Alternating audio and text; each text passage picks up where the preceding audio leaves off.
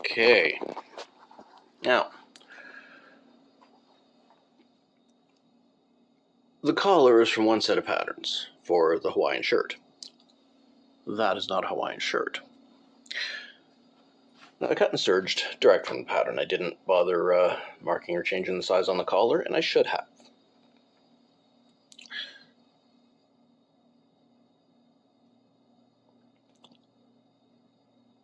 As you can see, I've chalked it in. Collar for the Hawaiian shirt is a lot looser, a lot bigger, and needs to be cut down.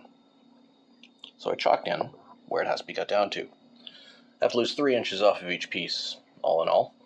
And so I just traced the ends of one 1.5 inches in either end off of the other one.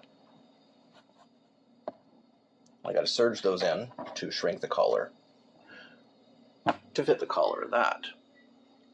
Now it's still going to be loose on me. I mean, I measure a 16, but I wear an 18-inch collar for comfort. As you can see,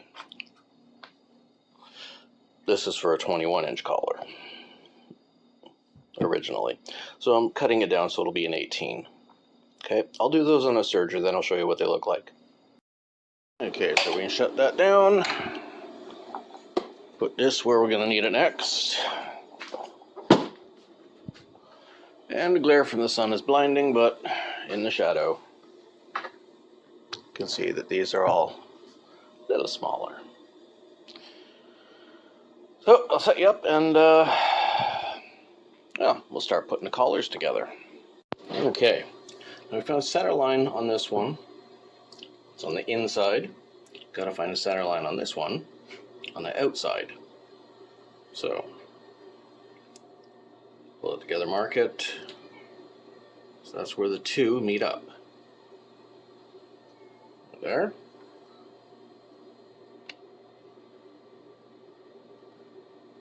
Line that up there. I'm going to go shut off the other machine and start this machine.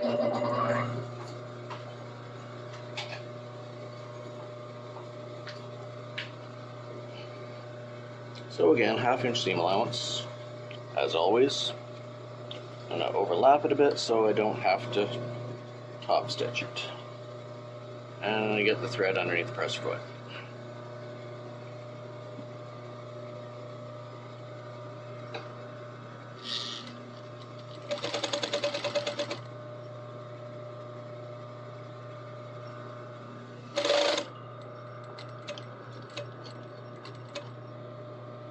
Pull those together.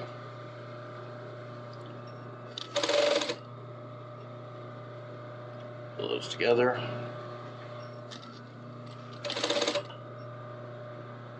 And pull those together. There we go.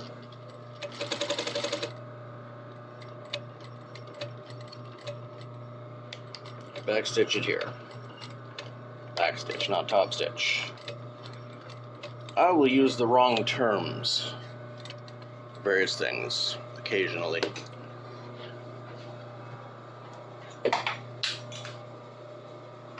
And some people seem to be surprised and confused when they correct me, smug tone in their voice, and I thank them.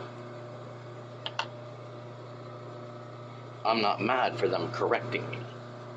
For example, I have oftentimes said selvage instead of seam allowance, and one individual thought it was weird that I said thank you when she corrected me. So why are you saying thank you? It's because you're correcting me. I'd rather be corrected than keep being wrong. You know, I'm human, I make mistakes. I'd prefer to make fewer.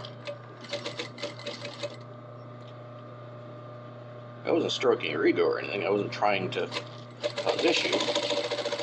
I just would honestly rather be corrected than keep being wrong. Don't improve if you don't know you're making a mistake.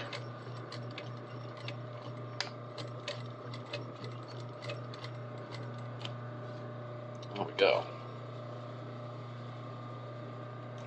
So yes, you might often hear me say top stitch when I am referring to a back stitch or similar mistakes. And that's fine, I make mistakes, no problem.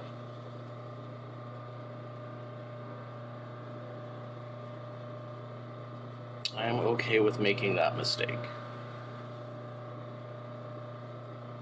So there's the first half of the collar. Look at that. Ain't that pretty? Let's do the other one the same. And I'll show you when I'm putting the two of them together. Here's a little trick. Well, yeah, it's a little trick. See, I want all the top stitch on this collar to be here, not here. I want it to be on the bottom of the collar, not the top. The other one didn't matter, it's a Hawaiian shirt. This one, I want all of the top stitch to be on the bottom of the collar. So that would imply folding everything down, but then we get this little block here, and I don't like that block.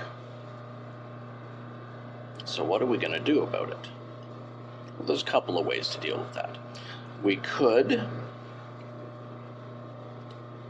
stitch a curve into it, and just trust that we can make that curve viable.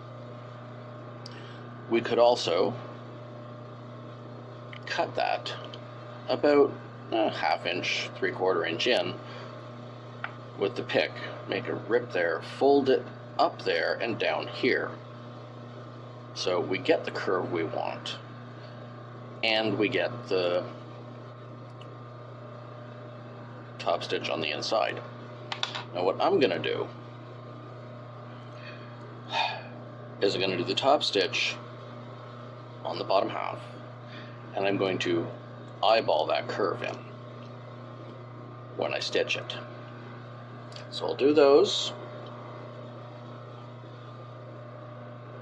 two top stitches here, and then we'll eyeball that curve in and see what happens.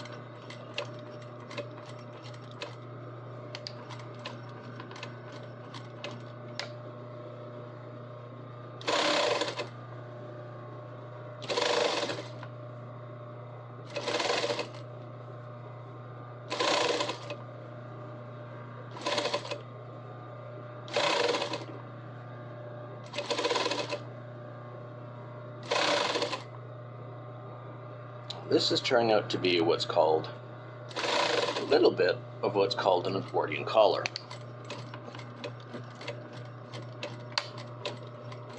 I'll show you what I mean, because you can see it now. An Edwardian collar sits very strangely. And the reason it does is because this bottom piece of the collar is a lot thicker in the middle than it is on the ends. It allows, when it folds over, let's do this way so you can see, when it folds over, get that out of the way,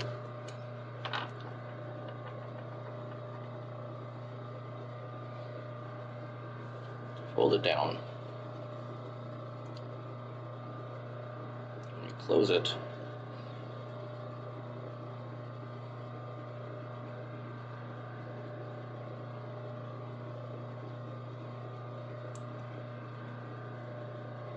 the collar will point straight down right over top of the button, like that.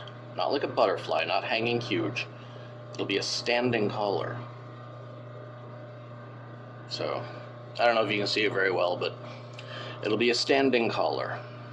And it'll be like that, like an Edwardian suit. And that's caused by this being wider here than it is at the ends, and this being a consistent width all the way across. It's not getting thinner and thicker. Okay, so there's your magical information for the day. I'll do the second top stitch, and then I'll show you how to eyeball the curve in.